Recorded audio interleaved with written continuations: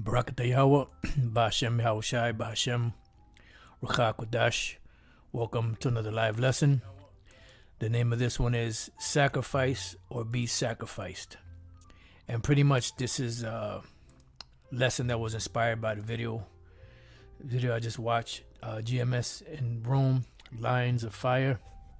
This is the brother, I always forget his name, or something. But I was watching this video, and as I was watching it, like a bunch of ideas were coming to mind.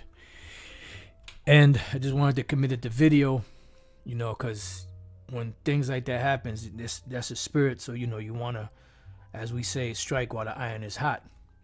And, you got to watch this video. I put it in the description box. It's about, I think it's a little more than 13 minutes long. Very good video, very inspirational. And I suggest you watch it when you get a moment. And, pretty much is going into, do you really understand the power of his blood, the power of the blood of Yahawahshi? And we've been saying that for years, that a lot of individuals don't really understand what they're involved in.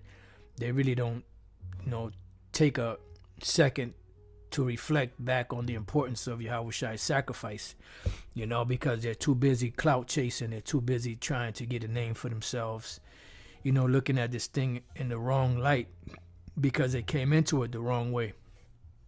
But the beautiful thing about the Lord, Yahawahshi, is that he's merciful and he could turn an individual around, even though he might have came in under the wrong pretense. It all depends on if he's a part of the elect or not. But with that being said, let's go to the first precept. This is Romans chapter 12, because at the end of the day, when the Lord gave us the law, statutes, and commandments, he said, when you break this law, the statute, this commandment, so-and-so at such and such, you will sacrifice the blood of this animal for the atonement of a sin. Whenever sins are out there, they don't go unatoned. They're just there until until the Lord makes the person pay for what they did. So right now, there has been a kibosh put on it through the blood of Yahawahshi. And this is why we exalt those names. We praise and laud those names. We don't take this truth for granted. We try to the best of our ability to defend the gospel to the best of our ability, teach, in the 100% truth, so on and so forth. Because at the end of the day, just like you had sacrifice, animal sacrifices with the shedding of blood, it's going to come a point where if the blood of Yahawahshi hasn't covered the individual, then guess what? They will become the sacrifice in these times that are coming.